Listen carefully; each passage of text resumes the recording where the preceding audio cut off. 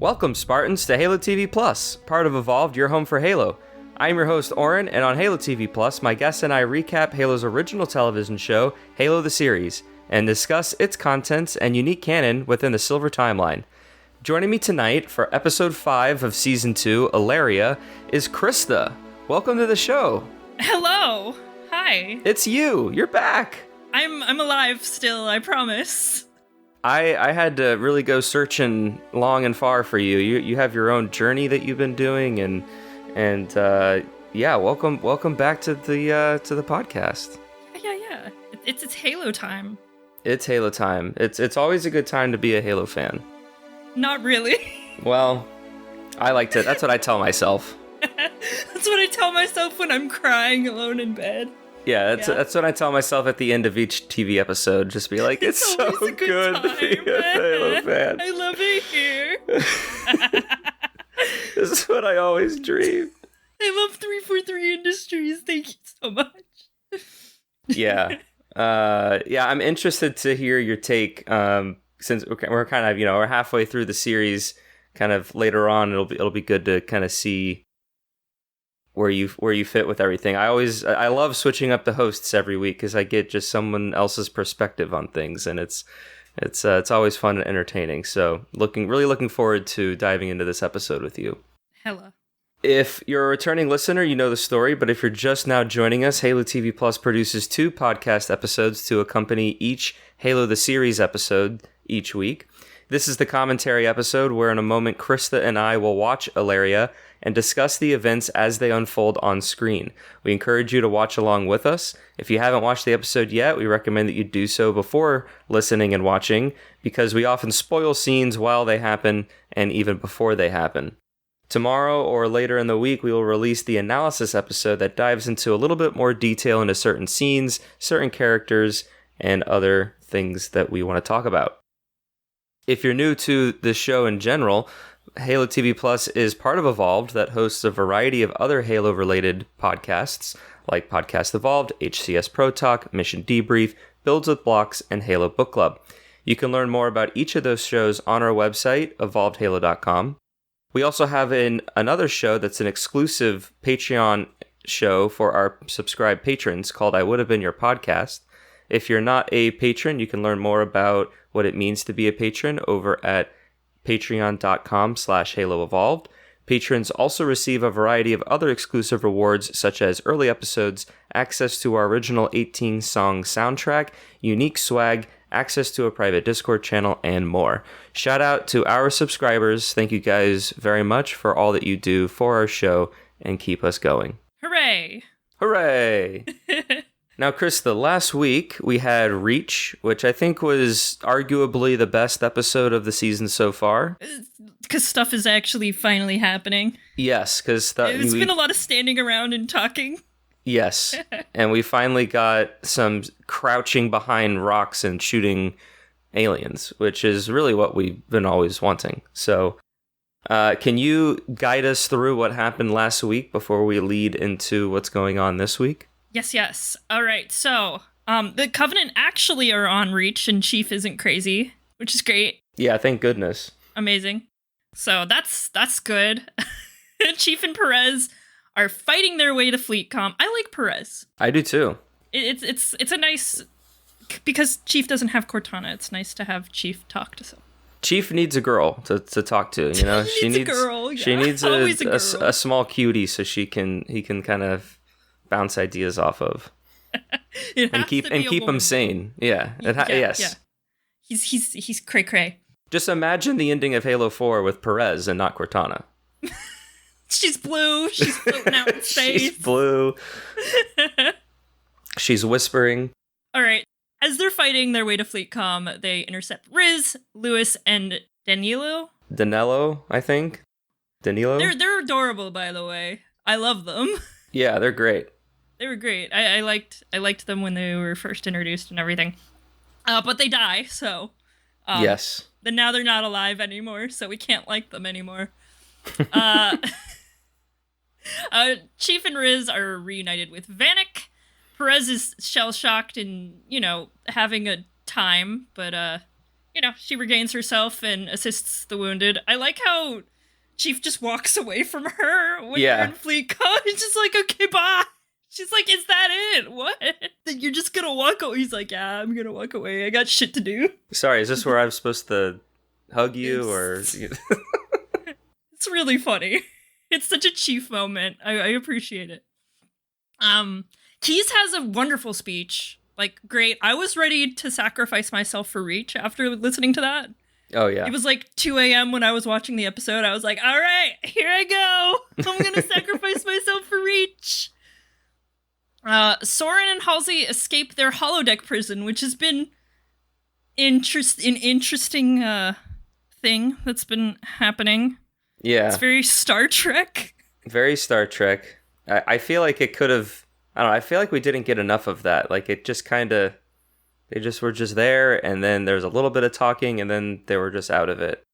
I mean, they could have really leaned into that and how, like, kind of fucked up it was. It was super fucked up. Like, holy shit. This girl just kept, who is he? Tell me his name! And just fucking face plants on the table every single time. Yeah, Groundhog Day, really. I also love how Halsey just doesn't give a shit. Every time she dies, she's like, oh, that's annoying. Yeah, that's she's just like, how inconvenient. This child keeps dying in front of me. Yeah, she's just so frustrated. It's so funny. They didn't do Halsey as the, like, little old lady, but they did do Halsey as the crazy sociopath, so we appreciate that. Yeah. We appreciate crazy. No, very, very good, I think, representation from Core Canon. Yes. Of course, once Halsey gets out of her prison, she immediately goes to find Cortana. Mm-hmm. And Cortana looks different and weird. I don't know why they can't get her right, but whatever. And McKee and the Arbiter are like, yeet, and they grab Cortana's chip and they, like, leave. So I'm not sure what they're going to do with her, but whatever. And then Soren and Halsey are like, well, I guess we have to go do something else. And so they find Keyes. And of course, it's always very awkward when Halsey and Keyes are in the same scene together. Yeah. Halsey's like, I'm going to try to be a person, maybe a little bit. But what made those scenes even better was Soren being there too. It's like, get a room, you two. And Soren. It's me. So funny. He's great. I like Soren. They did Soren pretty well. So obviously they're trying to evacuate. All of these weird looking jackals show up and they're, fucking shit up. And Keyes is like, all right, I'm gonna go out for just a minute. You guys stay here. I'll be right back. I promise. He doesn't come back. He dies in a fiery explosion. So yeah. I'm not sure who's going to become the Flood Blob on Installation 04, but I guess it's not Keyes now. Yeah, so they'll have to pick another character. We're taking volunteers for Flood Blob. Yeah. Chief, Riz, Vanek, and Soren fight off a bunch of waves of Covenant. They do not have their armor, which I'm guessing is like... just like a weird plot point, right? They're just like, oh, they can't have their armor because it'll be too overpowered. I have they're some... nerfing them. We'll kind of get into it when we talk about Aleria, because they're walking around that planet without their armor, and I guess they... I don't know, we'll talk about it, but yes, I like how FleetCom just took their armor. Like, all right, we're just taking this now. It's property of Oni, see you later. They're like, you guys, we gotta nerf you guys. I'm sorry. We're updating the game. You guys are getting nerfed. Yeah. So. Well, they gotta get rid of their plot armor so then people can die. Can die. Yeah. Speaking of people dying, Vanek dies, and it's awesome. Gets stabbed by a needler round in the heart, and it explodes, obviously, by Arbiter Var Ganati. Var Ganai, I think. Ganai. Yeah. Him. Gatanai. I think it's a harder T. Gatanai. We'll go with that. Yeah. But it was pretty cool. I like every time they use the needler in this show, it's always very gory and very true to canon, because yes. Getting stabbed by a needle round is horrific. So that's one of the reasons why they couldn't have their armor, because that wouldn't have worked at all. So our first Spartan has died, kind of. Well, first Spartan of Silver Team. Yes. Cobalt died. Cobalt died. Lewis died earlier in the episode. Oh, well, I mean, he wasn't like a Spartan. Yeah, he was a washout. He's a reject. Yeah, they don't count. They're the true expendables. Yeah. But yeah, that's what happened. Hooray. Yeah, that's what happened. It was pretty exciting episode. It was good. I like how they're doing the Fall of Reach. That was a good move. How many retellings of the Fall of Reach do we have now in the canon? We got like 5. So we have the game, the book, the graphic novel, the animated show, and then now this live action show. So that's 5. 5 tellings of the Fall of Reach. We love it when Reach falls. It's just our favorite thing as Halo fans. We just cannot get enough of Reach falling. It's we're it's a good time all around. It really gets us going, you know? You go, it just hits that spot as a Halo fan. I just love seeing Reach fall. Well, it leads into where a lot of us also like, which is the first Halo as well. So that's also, maybe that's part of the allure, because it's like the excitement of anticipation. We know what's happening next. We know what's happening next. I hope this season ends with them arriving at the Halo. That would be beautiful. I'd be very happy. Yeah, I could see, like, if they really wanted to do a cliffhanger, I can see them actually going, like, in the pod and, like, falling down, and then, like, they crash land, and Chief, like, looks up and looks all around him, does that 360 camera shot, and then it's like, we're on the Halo. And then, we're on the Halo. And then it cuts. But what it could also do is basically the ending of Fall of Reach game, where you just see the Halo and the ship's shield, going towards it. And it's like, that's the Halo, and like it's a big old hero shot with whoever's left standing in the viewport. Oh my god! Which at this point is probably Halo. just Chief, because Keyes isn't there, and the Spartans aren't going to be there. But we'll get to that when we get to that. Yeah, it kind of feels like they're setting it up very CE, where Chief's going to be the only Spartan deployed on the Halo. So yeah, but I feel like it would be more for the telling of the Halo or the Flood book, where there are people around Chief and you see a little bit more of the military presence on Chief. Because I don't know if you could do a show with like only the two of them just killing aliens. Like, from what we've seen from this show already, like, they really want to throw characters at us. So like, I'd be interested to see kind of their thought process. Hopefully they do the thing where they have, in the Flood book, they had POV of the Covenant and that one grunt and elite duo that were hunting Chief. That was very fun. Just for Chief to kill him in the Pillar of Autumn. Yeah. That was pretty great. It's very fun. And of course, Guilty Spark will be there hanging out. Yes. It'll be such a great character. If they get Tim to Dabo, they have to get Tim to Dabo. I will pass away. They have to. They have Jen Taylor for Cortana, so they just... All the AIs have to be the original. I'll pass away. I love him so much. Well, this episode is Aleria. It's the 5th episode of our 2nd season. The synopsis is, in the aftermath of defeat, the survivors struggle to pick up the pieces. On a desolate planet of Aleria, John grapples with an unprecedented loss. Soren and Liara search for their missing son, and McKee treads carefully as the Arbiter grows irritable. It was directed by Otto Bathurst, who directed some of the episodes last season. This is our longest episode to date, being over an hour. It's an hour and 1 minute and 25 seconds. That does include the recap and the credits and the main title, but still, so do all the other episodes. So it's still the longest runtime, and it aired on February 29th, 2024, Leap Day, which is pretty exciting. Everyone had something come out on Leap Day. One of my friends was born on Leap Day, and so I wished him his 12th birthday today. Amazing. And I was like, you're almost a teenager, man. Only 4 more years. It's going to be a while till you can drink, though, buddy. Sorry about that. Yeah. So, but yeah, so shall we get into it? We can press play. Now, Krysta has ads. I do not have ads.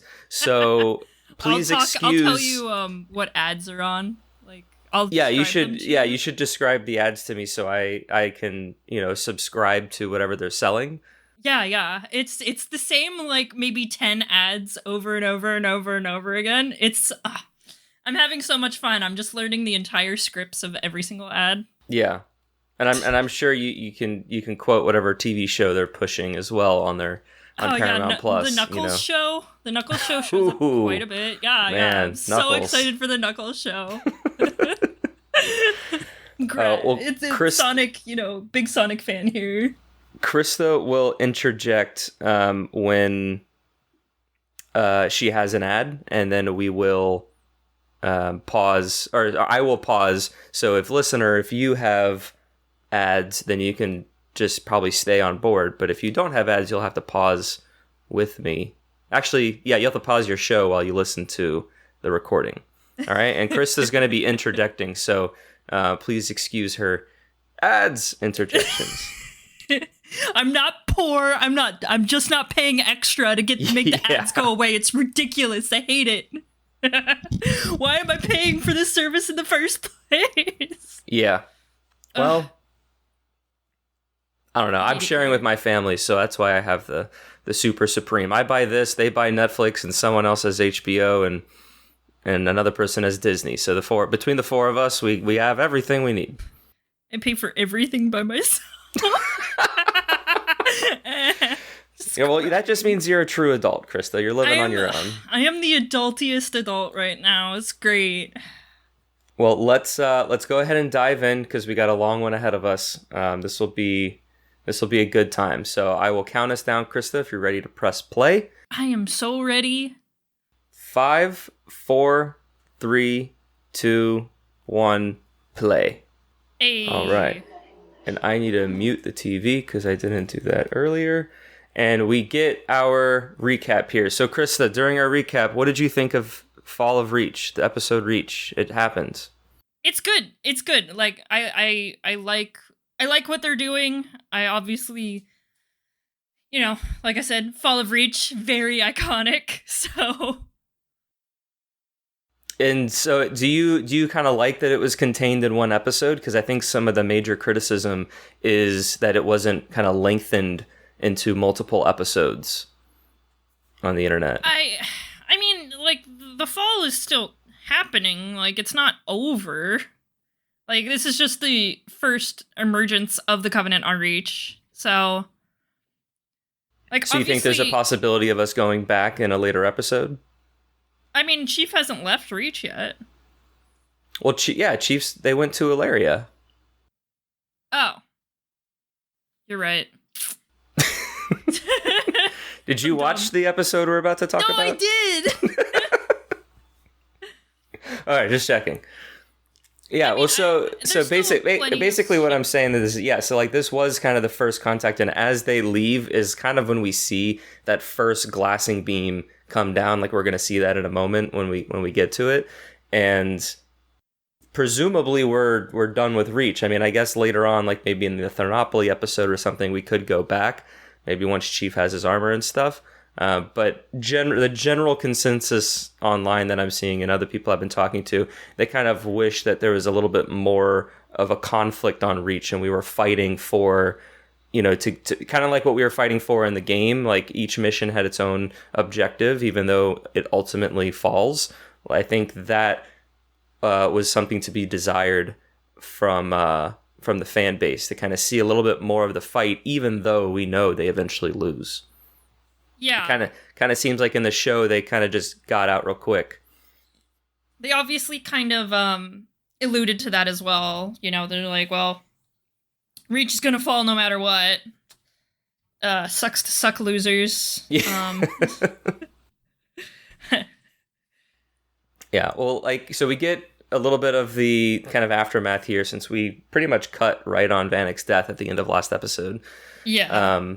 And so this was pretty neat. I like how they had a brute kind of show up, because they, like, the choices of which aliens to use have always been interesting in this show, I think. And I'm wondering if it's a pure budgetary restriction, because like we mostly get jackals, or like we only get like only jackals or only elites really in some of the engagements, whereas like here we're getting jackals, but then we kind of get a little bit of a brute tease. And is this our first brute for the season? No, there was this season. Yes, there was a brute in the first season. Obviously, Halsey is not cut out for this. By the way, I do like how Halsey is literally just in a corner, like basically just like, what is going on?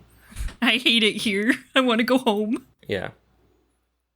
Now, this was an interesting line that I wanted to talk about, because I didn't really understand this, because they leave pretty quickly afterwards, but Halsey just said, like, they're coming back. Like, is that supposed to be, like, UNSC in those ships that are coming back to fight? Like, do you think that's what she meant, or do you think they meant that, like, they're coming back to save us? Did you catch that line at all? Like, I was kind of confused by it. I'm guessing they're coming back to fight? Yeah, I don't know, because like when Quan and Liara come and save them, they just like yeet out of there. So it's hard. They really just, yeah. But this is another great Soren moment where he's just like, "Is that all you got?" And the brute comes in here. I like Soren was a great addition. Honestly, they did a really good job. Yeah, Soren's great. And it's a really deep cut for Halo lore as well.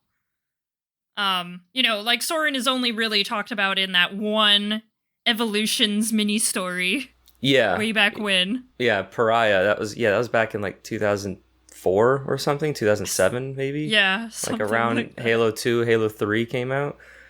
And and like I think I mentioned this on a previous episode, but when Halsey and Soren even talk about his escape, like they do highly reference like what like moments from the book as well, or that short story. So they're really leaning into like his, like that story being the framework for his character in the show, which I really appreciate, because we definitely want that to happen as most often as possible, since we're all fans of the core canon and all that. So it's great that they're able to take that and really run with it. Yes, yeah. Chief's got a boo-boo. Yeah, Chief's real struggling. He's on the struggle bus. Yeah, he's on the struggle bus. So, now, what do you think of this? Because I literally rolled my eyes when this happened. Like, why? Like, there's no point. Like, when I watched the episode a second time, I was like, I would have rathered like them trying to take Vanek while also trying to evac themselves. Like, it was all just kind of one action. And like at the end there, you saw Soren and Riz like carrying Chief like up the ramp. Like, I feel like all they needed to do is just also be dragging Vanek's body or carrying him during the firefight with the brute and all that. And then while you could still have the moment where Riz picks up Vanek to bring him on and still get shot, but you get this like huge heroic and like dramatic emotional and I'm like, okay, I see what you're doing from a television point of view, but just logically it just didn't really work for me. No, I mean, and the other thing is like it would make more sense if he still had his armor, because you have to take those assets and you don't want the Covenant to get that. But like, they're Spartans, they just kind of like you dumb bitch. How many times is this bitch gonna get shot? Honestly, that's another thing. Like, so you can see like a little bit of a flare on the front side of her chest, that because like the energy blast like basically almost went right through her, and like I had that same thought as well. I was like, she almost lost her arm. She fell on the rock on whatever episode that was. She gets plasma shot again. Like she's literally. Like, and at the end of this episode, they're like, "Oh, she'll heal. She could fight again, John. Don't you worry." And I'm like, really? Like, they did. What is this bitch made out of? Yeah, yeah. So, but I was really hoping they would cut off her arm and give her a robotic arm like Kat. Yeah, that would be great. But I guess that makes sense that they're not doing that, because it would kind of be a developmental waste, since she eventually just, leaves the Spartan program altogether. So, but whatever. So real quick for this scene, so when John's kind of fading and passes out and then goes into his coma, he has this vision of when Cortana was extracted from him kind of between season 1 and season 2. And we got a little bit of that scene at the opening of episode 1, but then now we get the reveal that, what's her name? Parangoski was behind there the whole time, and she alludes that she's using Cortana for some sort of reasoning, and that's kind of the quid pro quo, like, you help me, I'll save Chief type of dynamic. So, and knowing what we knew from the last episode, or 2 episodes ago, Parangoski's been behind the scenes secretly. So, like, how did you feel about that scene? So Parangoski, like, they did Parangoski so well. I know she's supposed to be, like, way older than she is. She's supposed to be, like, 100 years old. That bitch is old. But no, they did Parangoski really, really well. The backstabbing, you never really know what she means by anything she says. You don't know where she stands. It's great. It's great. I absolutely love how they did Parangoski. I think they did her justice. Do you have an ad, or are you still going?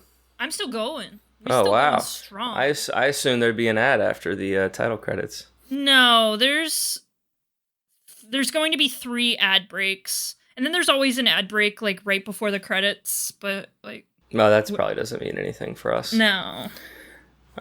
So a small little detail for this is that when we got this shot of McKee a moment ago, she, like, had a tear. Like, so do we think that she's sad for humanity? Like, do you think that she might... I think she's a very conflicted character. I think she doesn't know what she wants. Because she definitely spent a lot of time with the humans, and there even seemed to be a moment in season 1 that she wanted to kind of part ways with the Covenant. It wasn't until that Marine, like, kind of shocked her again with that thing that then kind of gave her the flashback when she was a kid, that then she really started to defect and run away back to the Covenant. Also, Halsey put a bunch of, like, shit in her brain. True. Yeah, Halsey definitely was manipulating her. So sus. Oh my god. Halsey is just so Halsey. Just such a bitch. It's great. Totes besties. But I am happy that we're finally getting this scene. Like, I've been wanting this type of scene for episodes now, to kind of see McKee and the Arbiter's dynamic and to kind of learn where they've been sitting for really the last 6 months or so since we left McKee on the planet during that fight. But I like that she definitely has, like, a goal. Like, she still wants to find the Halo and all this, but it's interesting how she's keeping herself away from the Prophets.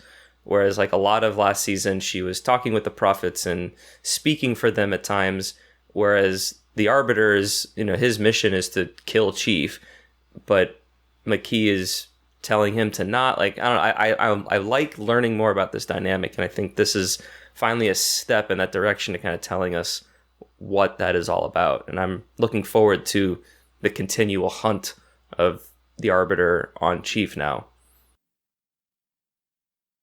Yes. Sorry, I'm like, what is this dude doing? Oh, like crawling and all that? Yeah, like, why are they so stupid? He needs to see Riz. He needs to see how badly injured she is because he just lost Vanek. And it's like, dude, relax. Calm the fuck down, bro.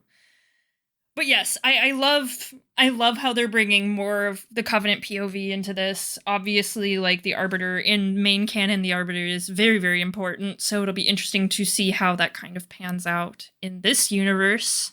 Mm-hmm. No, for sure. That'd be interesting if maybe the Arbiter and McKee find their way on the ring at the end of this. So then you have McKee and the Arbiter doing stuff and Chief and Cortana doing stuff. And, like, they kind of do the events of Halo, but kind of with almost like a Halo 3 type of dynamic where the Arbiter and Chief are on the Ark fighting together. Maybe they kind of introduce that dynamic. That would be interesting, I think. I mean, that would be very cool. Again, the show takes all these liberties, so it's like they're really changing what they're doing, but cherry picking moments from core canon. So like, I could get behind if they kind of condense the games, so that way we don't get like game 1 is season 3, game 2, season 4, game 5. Like, it would just take so long to show all that. It all depends on how they do it. Well, and Halo 2 is very similar to Halo 1, so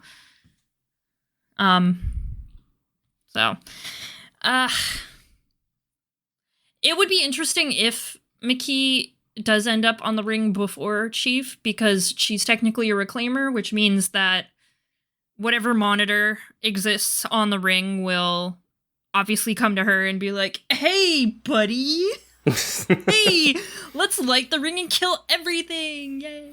I've been waiting for you. I want to destroy everything. Please, thank you."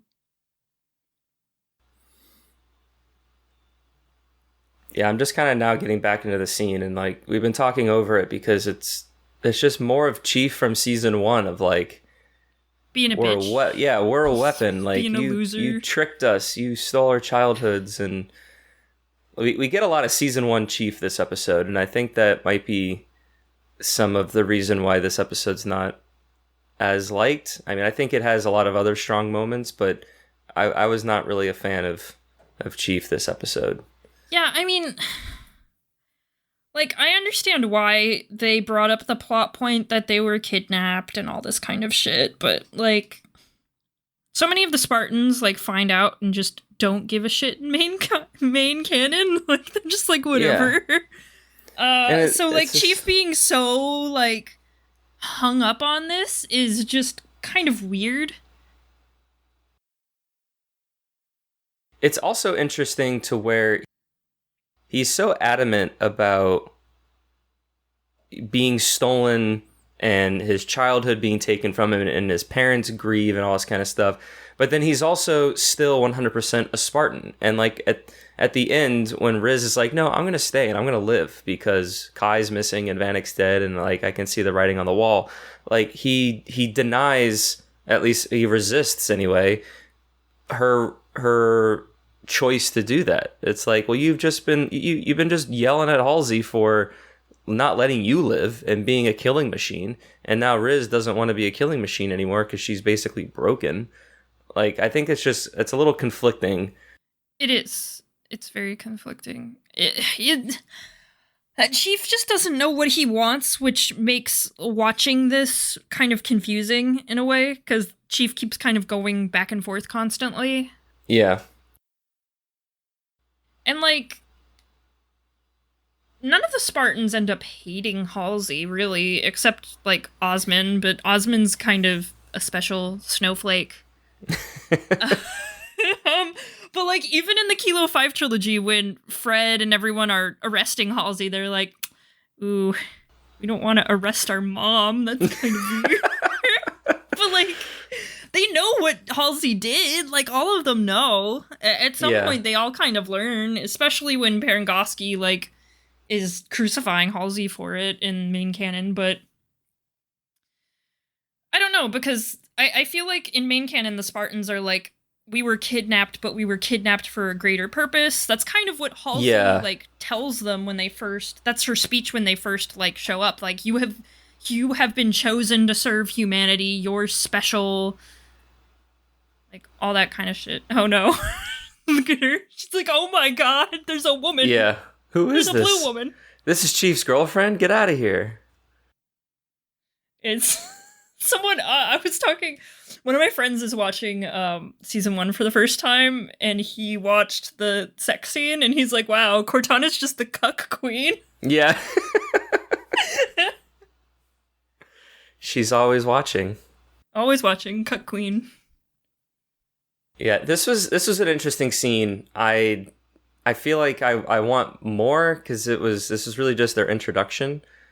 But I'm also just curious what Makee thinks Cortana is, because like, she obviously knows that there's some sort of connection between John and her, and I'm just curious if it's motivated by her still having some sort of feelings for Chief or some sort of connection with Chief, or if does she think that Cortana is just so embedded in the UNSC and humanity's sort of like existence that she's more so wanting to pursue Cortana for that knowledge and like to try to get the upper hand on them. I'm still trying to figure that one out to see what Makee's true motivations are.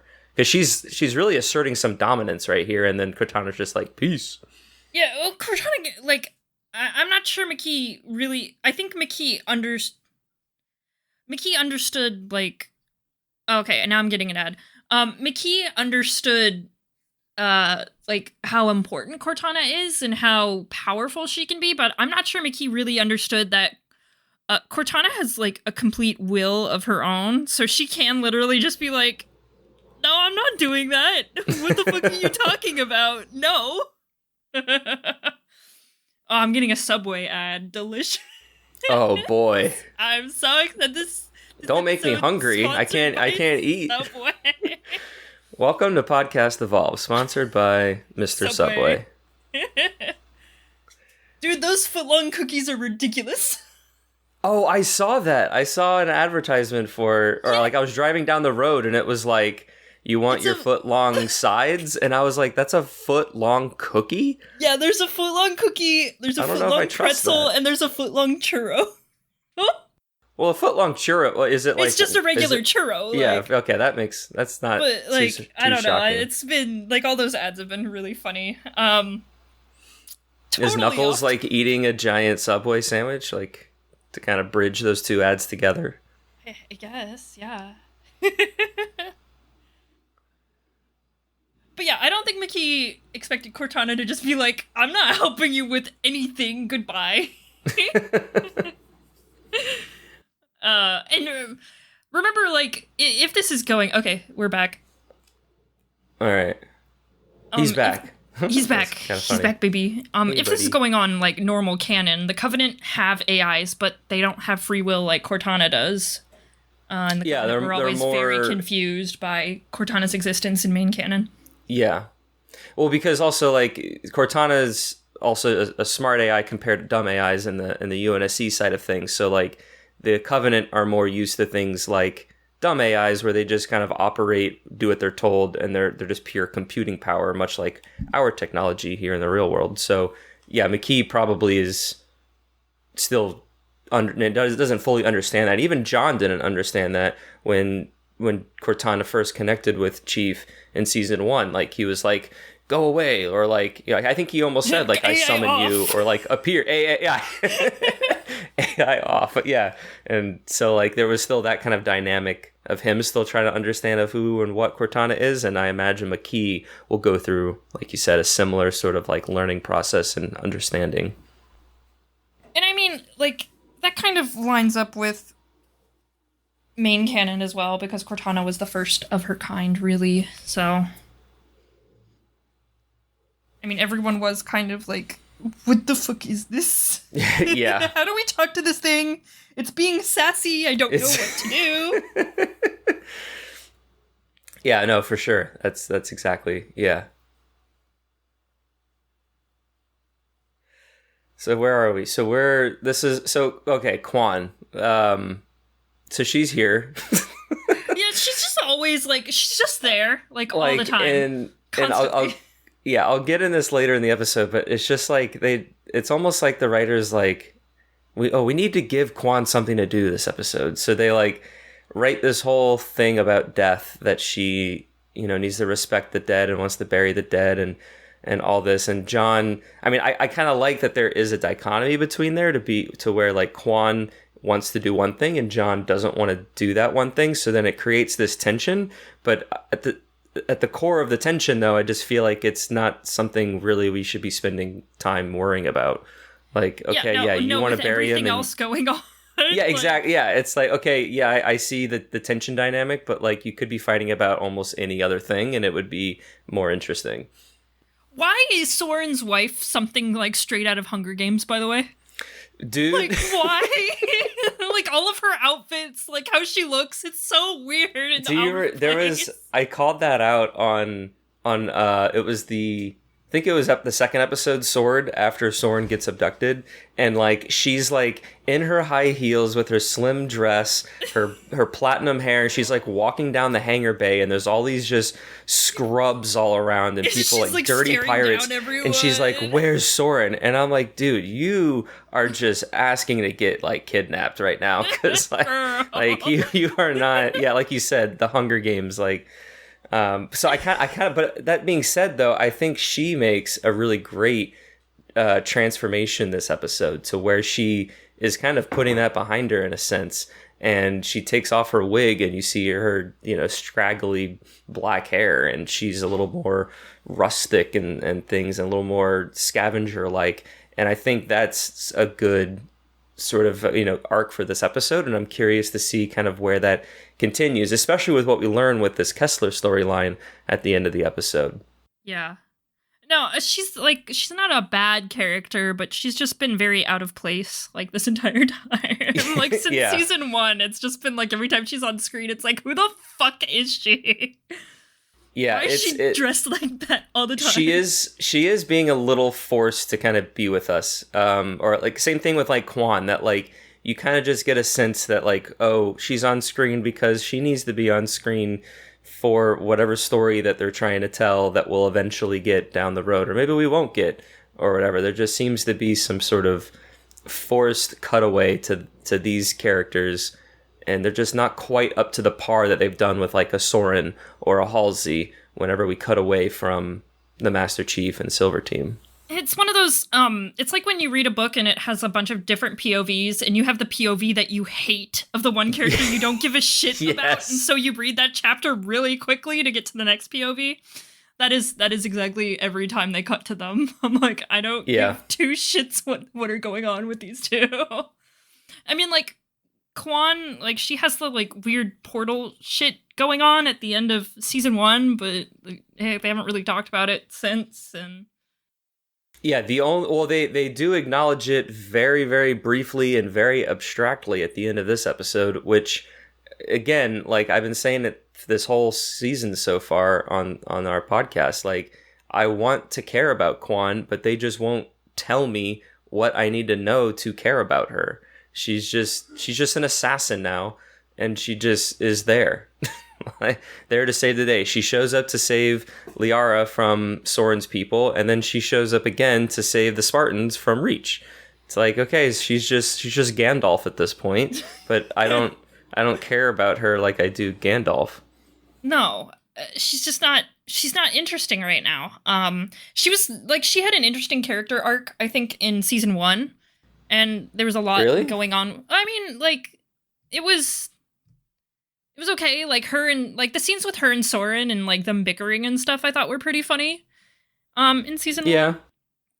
Like, obviously she didn't have the best thing, but she at least had like this entire like discovery character arc going on that you could see happening. But it just feels like she's here in this season, and there's not really a reason for it. Like, they revealed her purpose in season 1, but now they're like, oh, but Madrigal got glass, so then now... Yeah, so it's like, what the fuck happened to the portal? Like, yeah, no, you're absolutely right. Like, it's like they... Because it seems that they retconned that idea or something by just saying... Like, the writers and stuff, just by saying, oh, by the way, your planet's been glass, so now your purpose, your family heritage to protect this planet has been voided, basically. Deal with it. She has nothing to do. Like, yeah, exactly. That was her whole reason for being around, was, like... helping Madrigal and saving Madrigal and like finding the fucking desert witches and like going on peyote journeys. But now she's got nothing to do except complain, I guess. Complain and want to bury people. Yeah, she's just a teenager, like. Yeah, that too. She's still like 16 or 15 or something. Like, it's only been 6 months since episode 1, but like, she really is like holding herself as, and I think that just might be a directing choice that might have been just misplaced. But like, I don't know. It was just pretty awkward.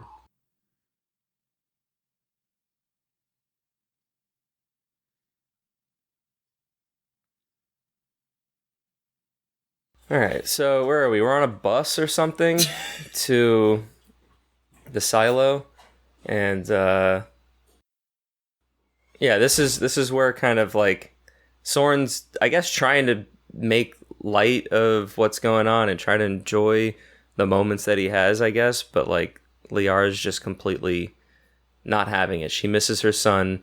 Reach fell, and she's like, "Why don't you care about any of this?" And he's like, "Oh, but I do." And I feel like this is probably one of the most character moments we think we've gotten with Liara this season, and I like where it's going. Like I care a little bit about her more than earlier. Yeah, I mean, it's very different because Soren obviously was indoctrinated as a kid, so he just doesn't feel the same way like a normal person would feel in these circumstances. And his wife obviously is, a human, kind of has that. Yeah, she's kind of like rich bitch energy. Like, she wore the fancy clothes, she lived in the fancy house. Like, she's not. This ain't her thing at all. She probably, I'm guessing she hasn't been exposed to like any of this. She's just been kind of living in her own world in the rubble. No, yeah, she definitely has not had any firsthand experience with this, because like even when Soren does his piratey things, like she knows about it, she knows what he's doing, but like she's never gone to like a ride along, or at least I don't get that impression that when Soren goes and hijacks whatever spaceship or whatever, she's also just there hanging out. I got another ad.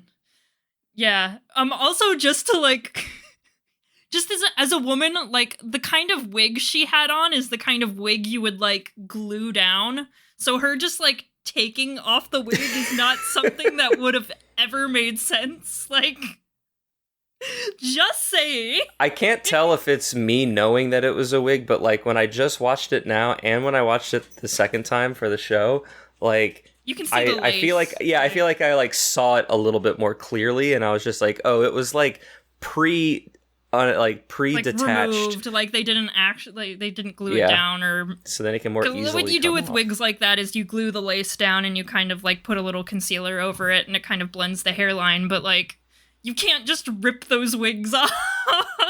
It would hurt. It is glued to your face. Is that the kind of wig, like, would you wear that wig multiple days, or would you have to put it on every single morning? So, you can wear it multiple days. It depends on what kind of glue you use. Obviously, there's, like, spirit gum you can use and, like, more heavy-duty stuff that lasts a couple days. I personally don't like sleeping in wigs, so if I wear a lace wig like that, I just take it off at the end of the day. So it doesn't take too long to put them on, really. So, but no, I don't like sleeping in wigs. It's so hot. They're just hot. Yeah. I'm just imagining her like on the ship, like not at her house anymore, and like, oh, gotta take out my wig kit. No, she would probably keep it on. I'm guessing the wig, like, because she's always wearing the platinum wig, I'm guessing she puts it on in a way that's going to last for multiple days for her. So she doesn't have to keep taking it off. And your scalp gets all itchy. Hate it. All right, we're back. We're back? All right, great. So this is Riz waking up. And I was kind of hoping we would get a little bit more of her body just to kind of see how broken she is. Because you start on the shoulder there and you saw kind of that injury, but I was kind of hoping the camera would like kind of just keep like maybe showing her torso just like burned or something. I know she got shot in the back, but like just kind of to still see the carnage that like she's been going through. Like she's like, it's amazing she's still alive. Yeah. Because she took what was it? It was a plasma grenade in armor to the shoulder, and then she fell in armor as well, and then she took a plasma charge to her back, much like Chief taking a plasma charge to his chest. So, yeah, it's pretty incredible. But again, I think this is good because like so Riz is kind of having the season 1 John emotional journey right now of you've bred us to do this, to deal with all this, and to just continue and move on and keep going. And even Halsey says this is like, I've done everything that I've could. You'll eventually get through this, and you'll be a Spartan again. And it's like she says you won't be the soldier you were, but I guess actually now I'm confused, because doesn't she tell John that Riz will be okay? Oh, you have okay. Basically, she's saying, and also like or go ahead. Like the I'm confused. Technology is good enough in the Halo universe that they can do what they need to do to get her back to 100%. So like, it's just them being dramatic. Yeah, they're being movie dramatic. You got the boo-boos. I did like the moment of her talking about like, oh, when I remember this moment from when I woke up after augmentation. I thought that was a nice little touch. That is nice. But I want to talk about this. This is Quan dragging Vanek's body across whatever landscape this is. Like it is in a sleigh, so that probably creates less friction. But still, that guy's a heavy man. He's probably like pushing like 250, 280, maybe even 300. He's probably 300 pounds. He's probably 300 pounds, actually. He's a Spartan. Muscle mass, yeah. Muscle is heavy. I was thinking of like the actor. I should look up how much he weighs. But still, like, that's a Spartan, and you're just and Spartans' bones are like, and this planet is and like there's snowing, a bunch of metal in them and shit. And I'm gonna dig this grave in the snow. The Earth is probably so tough and frozen. It's frozen, yeah. Like, why is she so dumb? I'm like, come on, writers, you need to do a better job. Can you do something else with her character? Like anything else other than digging a hole in the snow?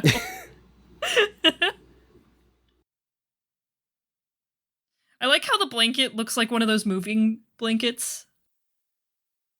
On Riz? Oh. Yeah, it looks like one of those moving blankets that you like a furniture pad. Yeah. That's pretty great. They gotta show it again, please. Of course not. I mean, they'll cut back to it. I think I'm a little ahead of you because of the ads. Oh, okay. That's fine. I think Quan Ha's just digging again. She's digging and talking to a dead body. Which, I mean, what a vibe. I mean, good for her. I mean, I get that. And I mean, like, what she's saying, does make sense. Like, I wasn't able to bury my family when they were murdered. Like, this is something that I wanted to happen. So, like, I get that, but it's just, like, I just don't care. Like... Oh, not the cultists. God yeah, damn and that's another thing. And it's like, okay, then this group of cultists come, and they're like, we can't bury the body. And it's like, where did you guys come from? And, like, Quan, like, looks up as if they weren't there, but, like, she would have seen the fire. Coming, yeah. Pitch black and nighttime. Like, what is going on? Like, what? Yeah, dude, there's just some of the shit that they choose to do with like the weird witch, like the desert witches, kind of broke me in season 1. I'm like, what? Yeah. Why are there desert witches?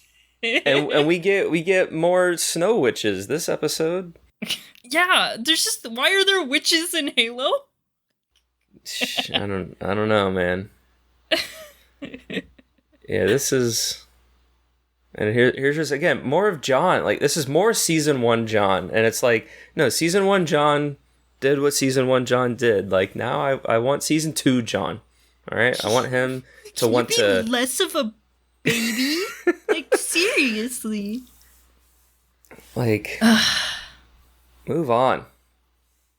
And then, like, oh, the cultists have Quan. I guess we gotta go do something about it.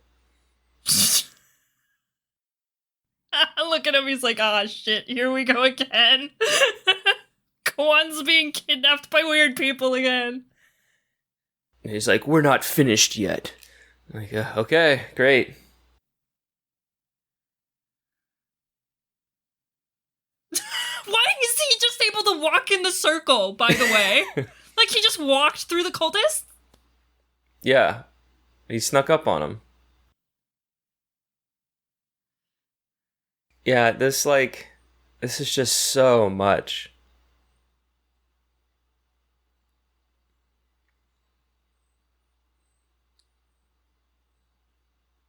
Also, does it bug you when they call it ONI instead of Oni?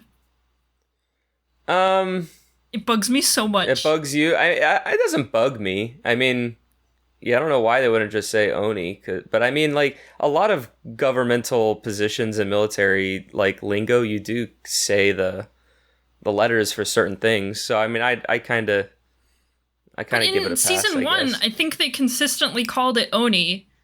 And now in season 2, all of a sudden, like, half of the people call it ONI. I don't know. I'm okay with that. It doesn't bug me personally. I don't know. For some reason, it bugs me. Is this a nuclear power plant? What are they doing?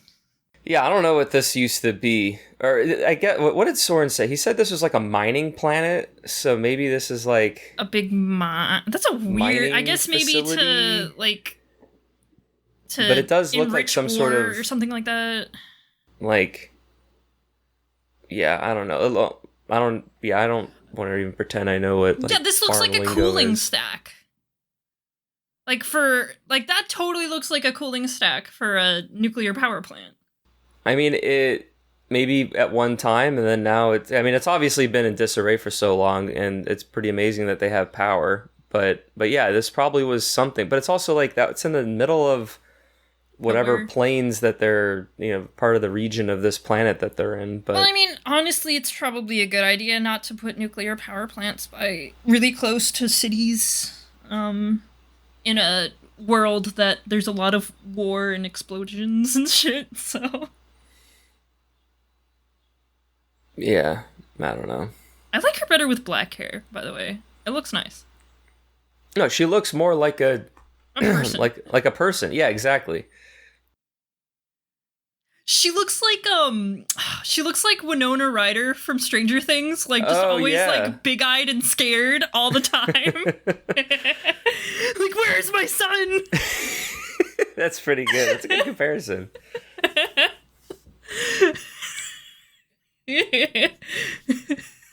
She's gonna start hanging up Christmas lights. Yeah, to try to find Kessler. Yeah. She's gonna hang Christmas lights on the Where is my ship. son?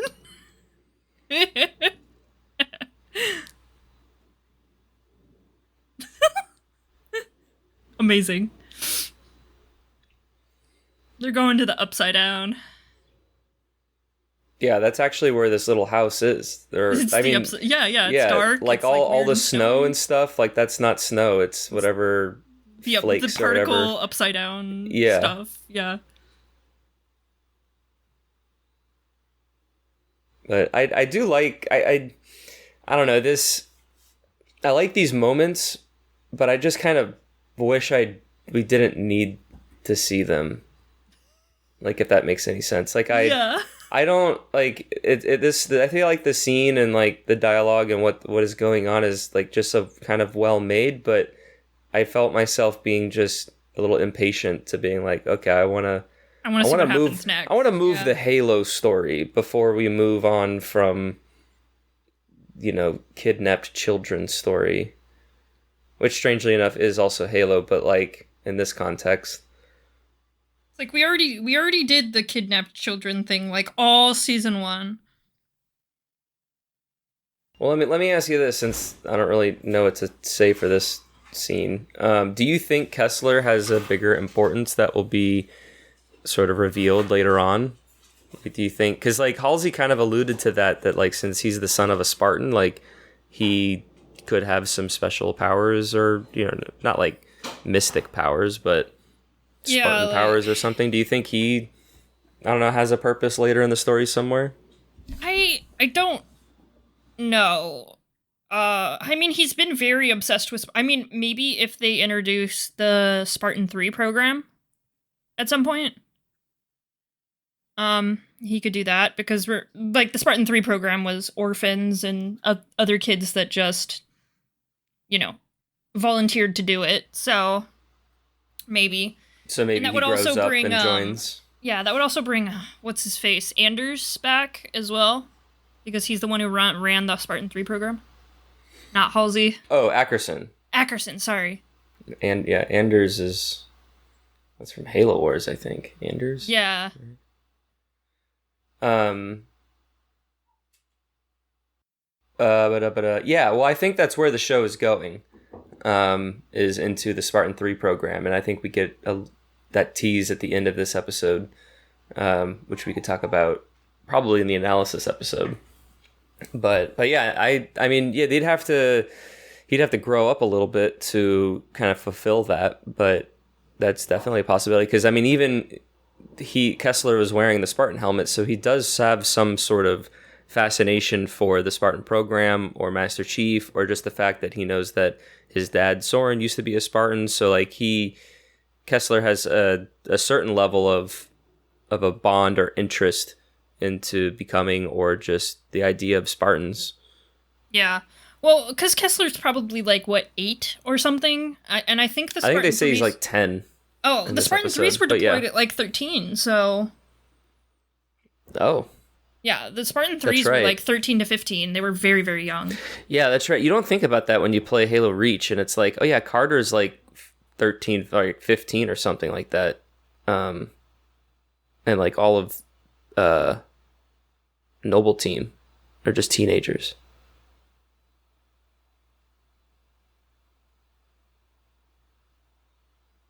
So yeah, so now we get the reveal that this isn't Kessler. Are you there? Are we about synced up with the ads and all that? Yeah.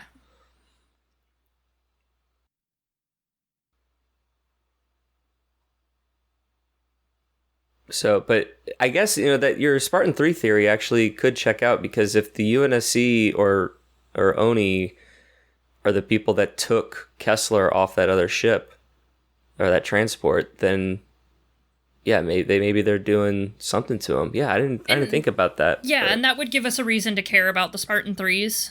Like, we know that it's a character we already recognize and know, and that we're kind of invested in. And we can watch him go through the Spartan 3 program with Ackerson, which I'm very pleasantly surprised they brought Ackerson in. It's nice for Halsey to have a rival, so I was pleasantly surprised. Yeah, but we really only have gotten 1 or 2 scenes with them together.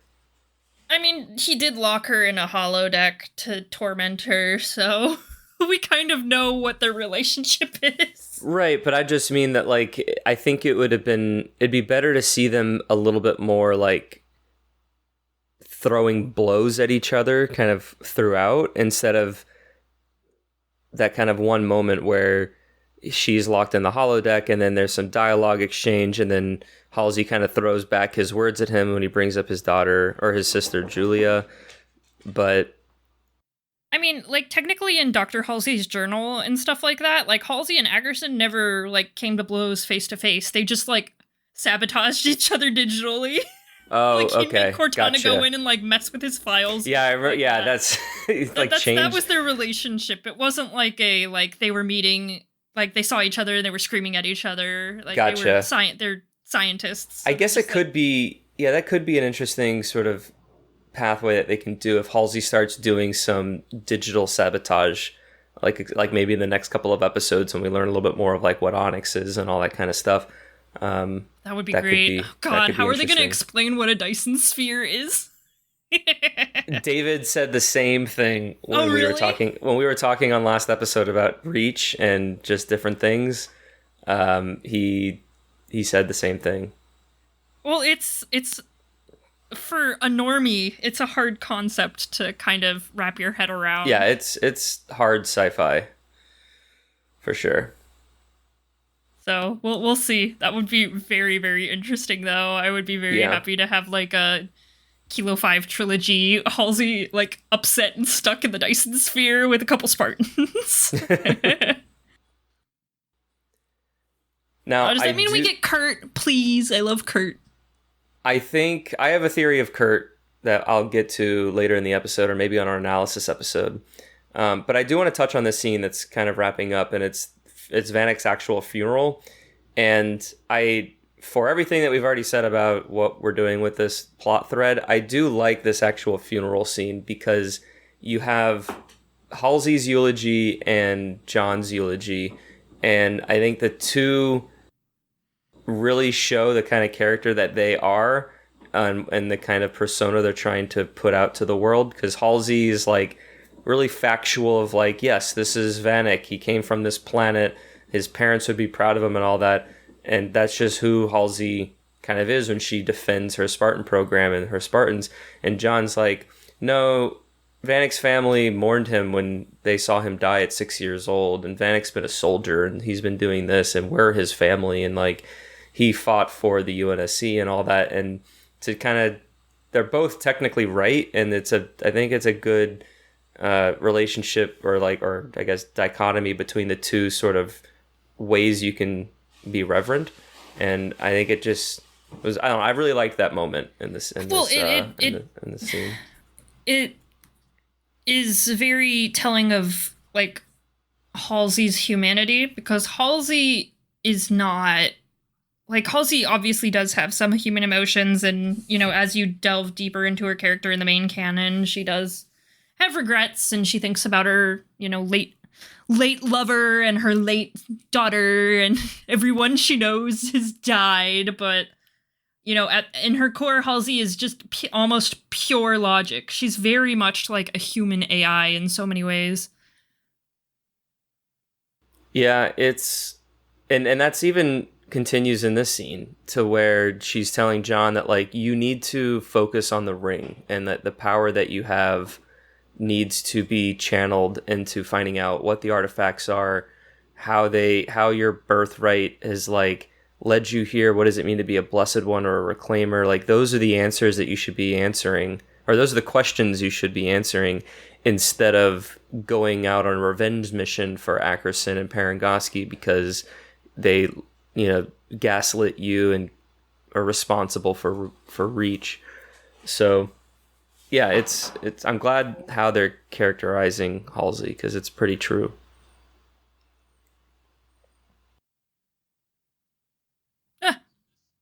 That bitch. That bitch from episode 1, she lives somehow.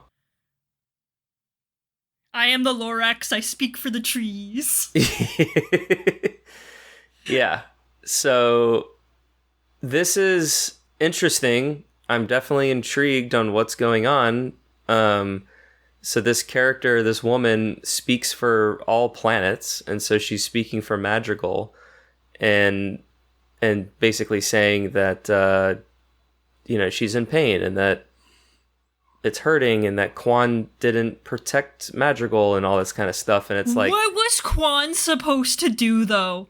Like, I don't know. They were glassing the planet. What is Quan supposed to do? And I think I mentioned this on whatever episode she talked about this to Liara and Kessler. It was probably episode 3 or 4, or I guess 3.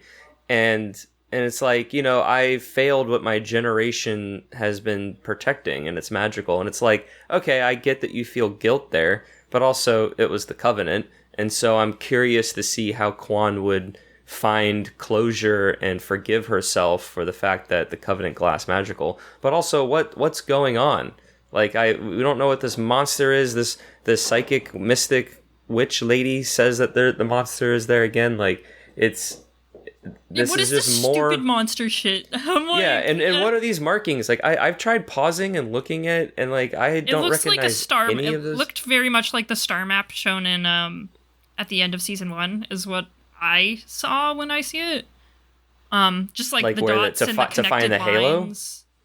Halo? I don't know if it's the halo, or it could be like any other Forerunner object, because I mean, honestly, if there's any kind of monster, it's probably going to end up being some kind of Forerunner thing. I got another ad, and it's bacon ad. Bacon ad.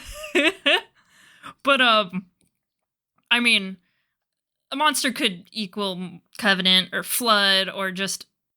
I think it's Flood, but it's just like, I don't know. I keep saying this week to week. It's just like the way they are telling Quan's story is just not engaging and just makes me frustrated every week. Yes. So that's just the point I'm making. No, I get it. It's just like, okay. I think it's leaning way too like mystical and magic and shit like that.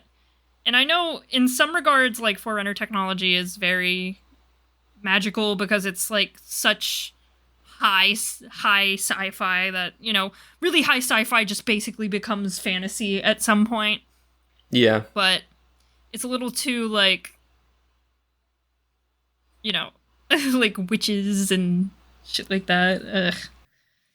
I just feel like whatever story they have in store for Quan, just, I guess they can't really tell you what it's about because it just gives it all away, I guess, or like there's not really any sort of steps. What is... Okay, it's back. Ooh, High Charity. That's what I said. They made High Charity look so good. Yeah, High Charity's great. And all right, we'll talk about Quan later because this is more fun to talk about. So I like this. So McKee and the Arbiter are, you know, talking and stuff, and like McKee doesn't want to go back because she's pretty sure that she'll die by the prophets, and so but the Arbiter is still trying to be noble, and it's like, well, we failed and we have to accept our failures, so we have to return and tell them what happened. And McKee's basically pleading him to not do that. And it's not until Cortana, I guess, you know, is listening to all this and is computing and I guess sees some sort of value in keeping McKee around and keeping the Arbiter, I guess, out of the way of High Charity, and shows them the Halo projection of which I don't even know how she really got, but maybe she's used John's memories. Oh, she was there when the projection was shown. Oh, was she? Yeah, she was in his head. Oh, I guess at the end of season 1. I guess that makes sense. She took over his body too. So I mean, she saw the projection. She's an AI. She doesn't forget shit like that. Yeah, I get. Well, he only went to the ring when she wasn't taking over his body, but I guess she would. She said that she has her memories, so I guess that makes sense that she would have that. But that looks so good. I can't wait to go there. I know, right? Every time they show the Halo, I'm like, oh, that's what the show's named after. It's the Halo. It's the Halo. It looks like the shot that we got from the like Halo Infinite announcement when Chief's helmet is on his side and then he puts it on. They just reused the assets. Yeah. So, but I like these scenes. I like what am I trying to say? I'm liking the relationship between the Arbiter and McKee, and I'm happy that we're finally seeing it. And so I just think it's good for the overall story. I just want them to keep cutting back and see what journey he's going through, that they're both going through.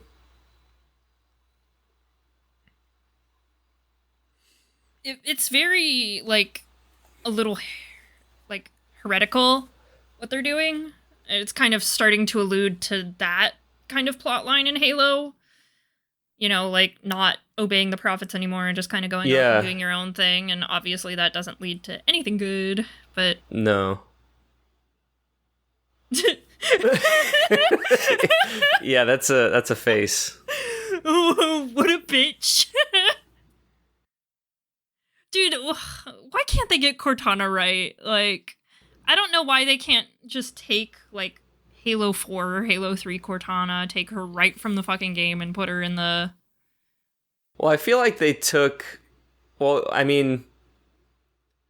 I don't know whose face is... They used a mocap actor to do Cortana in Halo Infinite. Why don't they just bring her back to do that? Yeah, I mean, I'm not sure...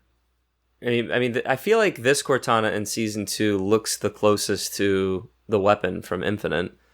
Yeah, she does look like the weapon. So I don't know if that's what they're doing there. But I think Jen Taylor does all of her mocap for the games. And she did the mocap for the first season. I don't know why she didn't do it again for Season 2. Maybe she wasn't available. Like, but what else is Jen Taylor in? Like, I haven't... Jen Taylor doesn't do much else.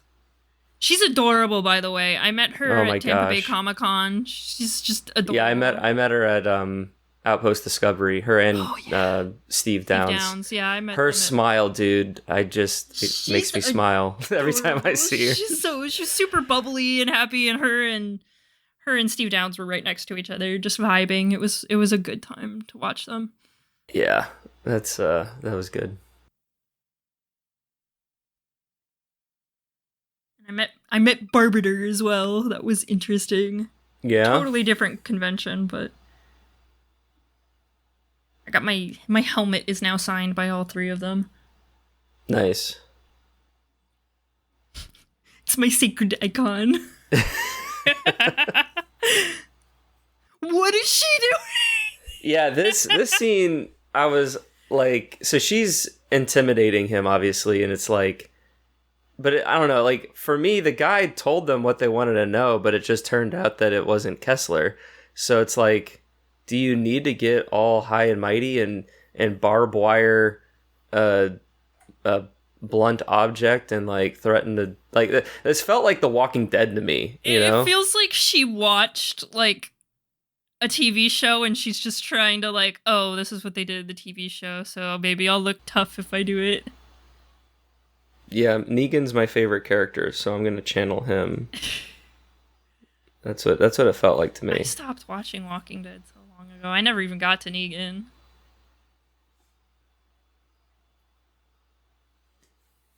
But I guess this is cool. I mean, it's crazy mama bear energy, so... Yeah, exactly. Which, I mean, valid. I mean, I'm glad it's short and sweet, and it gives the point across, and it's like, okay. But, I mean, and this is the key thing that we need to know, but also... I like how they took that helmet from that kid, by the way. They just fucking took it. He's like, this kid gave it to me for good luck, and they're like, alright, it's ours now. Yeah, but it's our kids, so see you later. Sorry, buddy. He's like, it's my treasure. It's supposed to keep me safe. Yeah, I was scared, so he gave me the helmet to not be scared. Like, I'm like, well, you better not be scared. Sorry, buddy. So funny.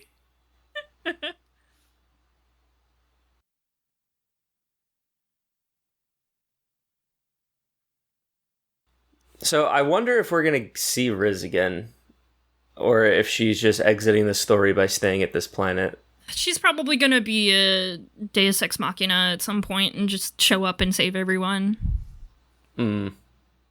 It's gotta, like, that's what they do when they make characters like this go away. Like, they come in and save the day!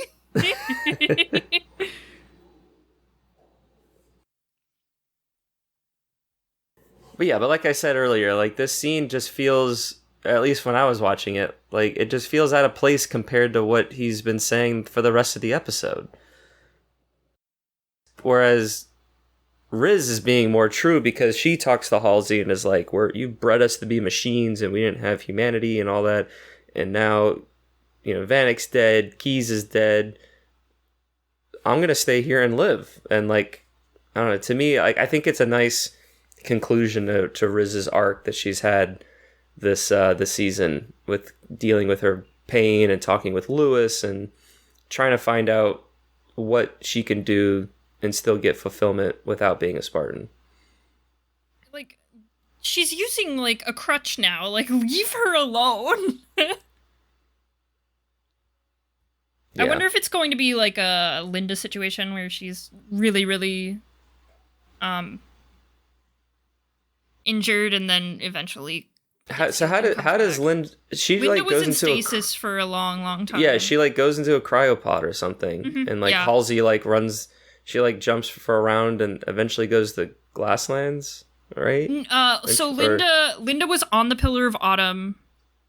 I think it was Linda. It was Linda. Is it Linda or Kelly? Fuck. I think it's Linda. Linda gets badly injured, I think. Yeah. One of them is in the pod, and... The Halo fans are screaming at us if we're wrong. Oh, fuck. One of them was in the Pillar of Autumn in cryostasis, and then obviously when they scavenge the battlefield after the Halo event, and then, you know, First Strike happens, and they're hanging out with Halsey again. Halsey's like, hello, I am healing everyone. I am the cleric. Because I think Halsey kidnaps Kelly and takes her to Onyx.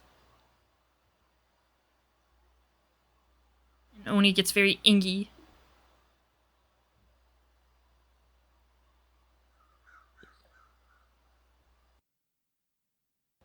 I don't know. I don't know. I'm a fan of Halsey's hood, though. I think that is nice. Look, she's going to take the dog tags, and at some point she's going to be like, "You're back, Spartan," and give her dog tags back. And look, I can already see the trope coming. Maybe she comes back with a robotic arm and stuff, and then she can channel cat energy and just come back. Yeah. Welcome back, Spartan. I mean, Kat did okay. She's a terrible driver, but, you know.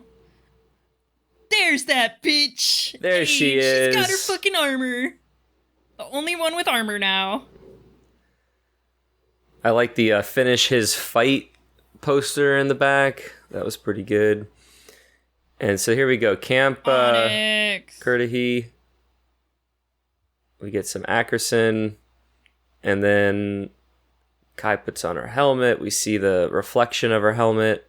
And then I was actually surprised we even cut to see the Spartans. But yeah, this is our little tease for the next episode.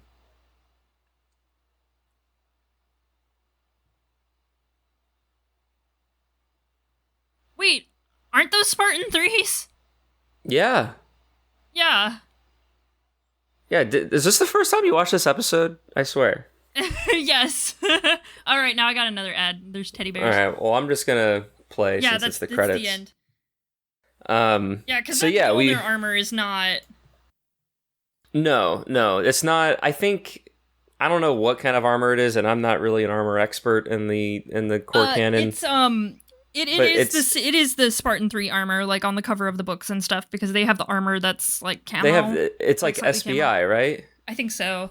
The Halo armor canon is so unnecessarily complicated, honestly. Yeah. Like, the people that know all of that shit, just like, I'm like, oh, fuck, how do you do that? How do you know that? I mean, it's not me, but I mean, good for you if you understand it all. But yeah, I agree, especially with like the games and stuff introducing all the wacky armor for the cosmetics. But yeah, I think that's the game's interpretation, or the TV show's interpretation of SBI armor, which is what the Mirage armor in Halo Infinite or whatever. And so we'll learn and see what that all means when on the next episode. But it's great to have the confirmation that Kai went with Ackerson to go to Onyx, because that... Yes, no. I think Steve put that theory in like 4 episodes ago. Like, he like blew my mind. He's a genius. And then... I mean, like, yeah, and then everyone's Ackerson like... was working on that in tandem with Halsey's program, so... Yeah. Well, you can't bring Ackerson into the TV show and not address the Spartan 3s. Yeah. So, no, I might be more excited. Well, I don't know. I'm probably just as excited about the next episode than I was for Reach before Reach came out. Because even though it's not going to be a super crazy actiony one, but like we get the drama of like the Spartans and Halsey and Parangoski and Ackerson and Chief, like Halsey loses her shit when she finds out Ackerson made his own Spartan program. So yeah, so I'm excited to just see how those events unfold. Even if it's not a high action episode, I think there could be a lot of and great remember, character like, moments. There's a lot of room for more Spartan 3s to come out, because remember, they were alpha, betas, and gammas. Yeah, that's true. This could just be the Alpha Company. It probably is, because Alpha Company gets like click-clacked so quickly. Yeah, well, they all die. I think I looked this up. I want to say it's Operation Prometheus, and I think that's the one where Lucy and Tom are the only survivors. Yes. And then we get the betas and the gammas and the ferrets and the everybody else. Which is great. I love that. All right. Well, let's go ahead and wrap up, since we're pushing an hour and a half for this episode. But I think we have a lot to talk about for our analysis, and we can touch on some of the other character moments that we started in this conversation, and then start getting into some predictions for the next episode. Hey. But before we sign off, just kind of generally speaking, Krysta, how do you feel about the season to this point? We're 5 episodes in.